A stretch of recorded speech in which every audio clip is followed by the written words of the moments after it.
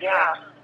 And they literally got 16-year-old girls up in those little brothels working as prostitutes at 16. And that is not right. I'm sorry. That is not right. No. Yeah, if they can't be arrested, they don't have access to services. Parents or guardians driving them up there, and then they're told that it is against the law for them to walk out on foot. I mean, I'm sorry. That is legal prostitution. Yeah, that's crazy. Yeah. I mean, but that's what they did. They passed this law last year that they're not going to prosecute juveniles for prostitution. And it sounds crazy. Well, we're not going to arrest them anymore for prostitution. Okay, well then where does the prosecution come in for the pimp?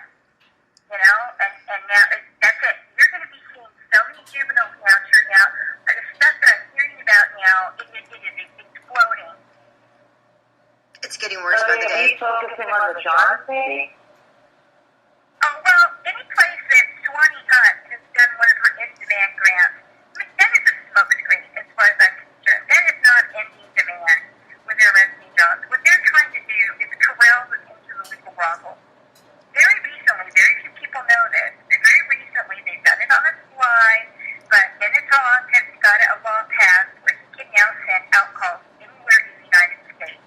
And the reason why they're busting Johns and busting hookers and coming down on everybody they can come down on is that they're trying to corral everybody into going to work up there at the legal brothel.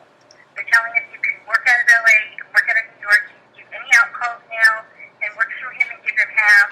And this is why you're seeing all these big raids now, is they're trying to get the clients to set up accounts. And once they set up an account, they can have free out call anywhere.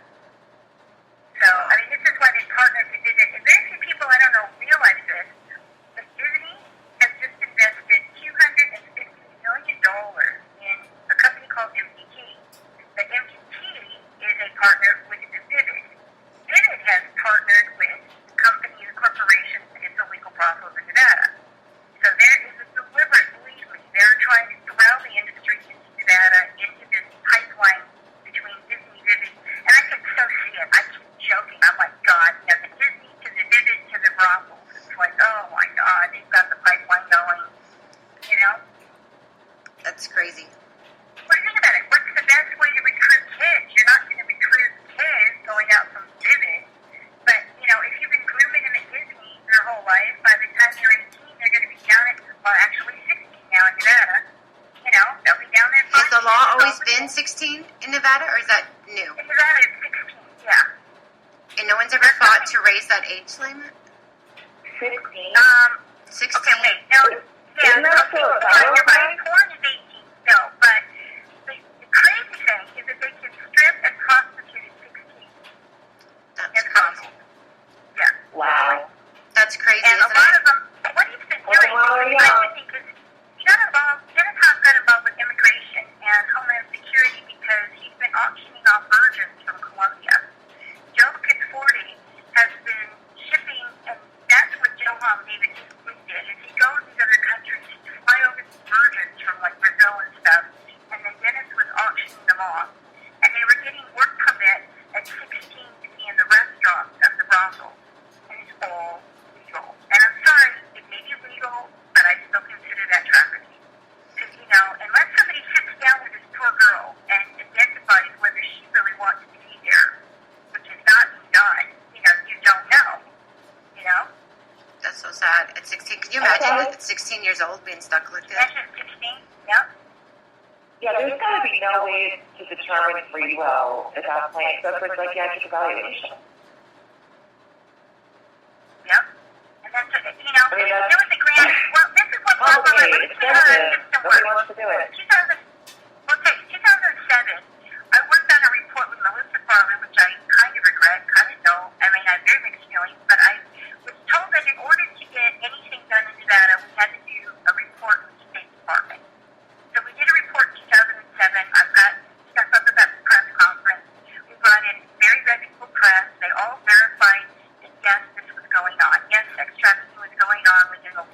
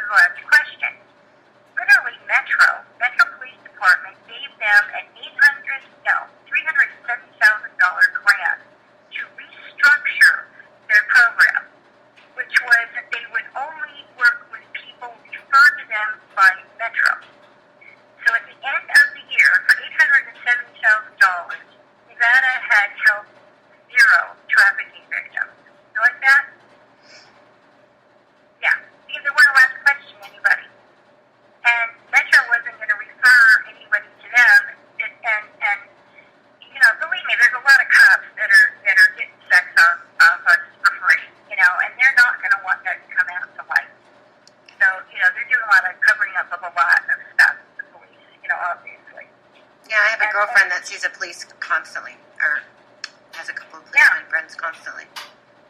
It's a shame because, this is, who are we going to call? I mean, this is why I say people take a good look at the Oakland sex scandal, because here's a woman who literally was being told by the police, no, don't go out on this day. No, you can't call this task force. No, you can't call these people, because they're ultimately covering their ass for not only sleeping with her, but also trafficking in her. And so, literally, she had, half the police force keeping her from help, which is in itself, how do you leave and how do you say no to a cop? I mean, I don't know about you, but when I had the cop come to me and insist on sex, I don't know how to say no to that if I know I'm going to be all about the jail if I say no. Yeah, right. I consider it a form of rape. So, this sex workers program that you invented, it will give them. Does it still work? They still gives them an alternative to jail time? Oh yeah. We are being fought by the system, but they cannot deny you. If you are busted for prostitution, all you got to do is say, "Can I go to a sex workers anonymous meeting instead of jail?" And they have to say yes. It's discrimination. So we do have that option. Yes, absolutely. That's good to know. Because that's on your record, and that's hard to get off. Does it? And you can get that off, or no? Oh, yeah. What we can do is, if there is a conviction, I go back and we send one of our members in with you, wherever you are in the country. We send one of our members in with you, and we get an expungement. It's not a problem.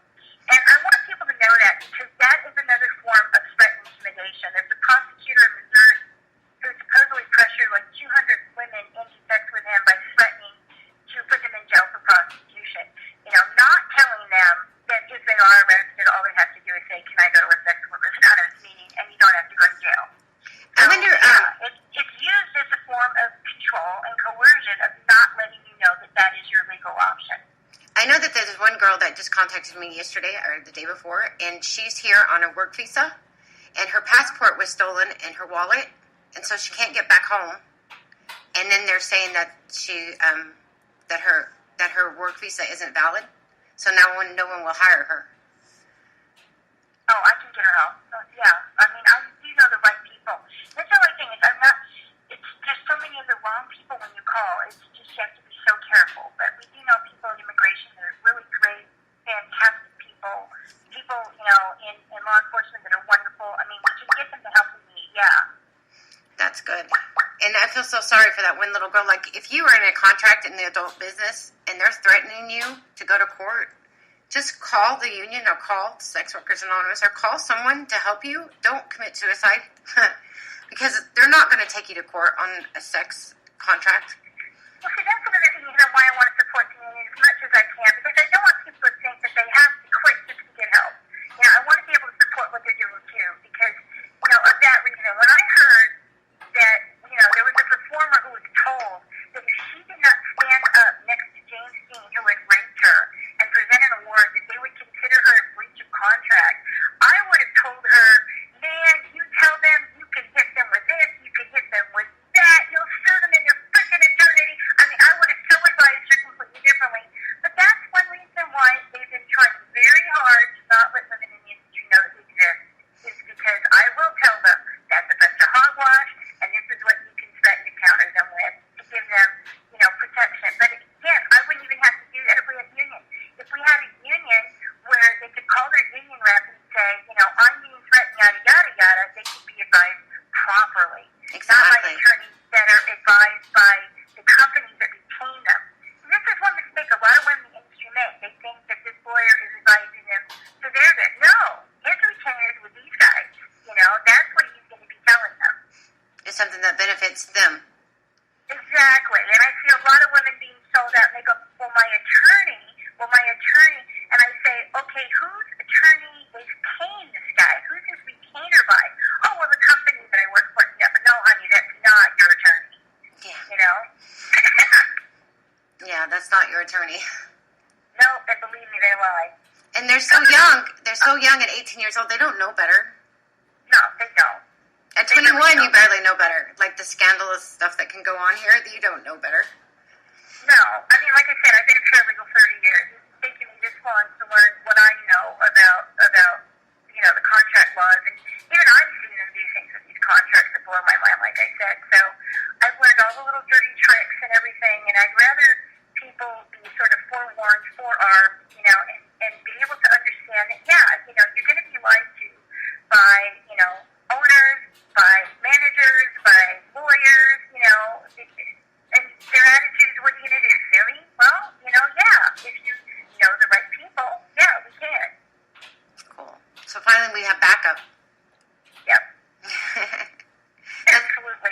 what a union's for, to unite so we can be stronger for these things to protect each other. Yeah, absolutely. Yeah. I called we need to do more of that. Because, I mean, this is one thing. I was telling you about Live Nation. Live Nation is a company that goes out and they work with a lot of dancers to recruit them for videos and for concerts and stuff. And they go out to strip clubs recruiting. But they also have a lobbyist of the Nevada Defense Lawyers Association, which, believe me, they want a retainer. When you get busted for something, they want you to give them a retainer. They don't want you knowing you can call, like, your union or, Sex Workers Anonymous and get the legal help you need for free. They don't want you knowing that. So, I mean, there's a lot of stuff they're not telling you because it's their, financial business not to. Yeah, because it's in their financial interest. Mm-hmm. Are you still there, Bella? I think we lost her. I'm here. Yep. Oh, okay. All right. I was just meeting. I don't want there to be any feedback. Turn down your radio when you call in. Cool. Yeah, I know that this stuff trafficking is bad, and it's right here in your own back door. So, and it comes in different forms. Just to repeat myself. Different forms. Yeah, and another thing, this is why they're fighting the union. Absolutely, it's why they're fighting the union. Same way they've been fighting me. It's because they want the girls innocent. Or the boys. I mean, they want the boys and the girls innocent. They want them to not know that they have backup, that, they have rights, and that there is places to go. Because it is scary when you see the chief of police or, police officer standing there in uniform saying, this is what you're going to do. You think, I've got nowhere to go. I don't know what to do. But, yes. And this is what, once you get the union spread, you'll have more of it. And then, of course, it can always reach us as Sex Workers Anonymous. And there's always help. Even if you just tell somebody, call Sex Workers Anonymous for me. Let me, because sometimes you can't always call one now. Yeah, or just reach out to a friend or tweet it. Yeah, tweet it. Yeah, tweet it. We're on Twitter even. Yeah, tweet. Any way they can get it out to it. Yeah, just Do you tweet guys find have us. a social media plan? Because I noticed you're not on permanent website. I'd like to officially volunteer to help you with that. Jody? What? Oh, we have some To help get the word out, get the websites all up and stuff, and Bella Doll is a wonderful Yeah, make publicist, PR. yeah, I just want to make sure everybody gets that message. I mean, that's probably your biggest problem right there. Is, logistics of finding people and getting them to know you and to trust you. So, Absolutely. That is. Especially when I really all start these things help finding to get the word out. some pretty big people. Yeah. Yeah, so Yeah, anything. So, Well, I'd like to it's funny help. you brought that up because it's funny you brought that up because in 2007, like I said, I did a press conference that sex trafficking was happening within legal clubs, nightclubs, and legal brothels. And because people were of the impression that sex trafficking is only something that happens on the street. oh my God, that reminds me. I was out last week. I mean, I don't go out that much, and I've been out probably in a long, long time. Okay, I'm old. I'm older. And I walked into this club, and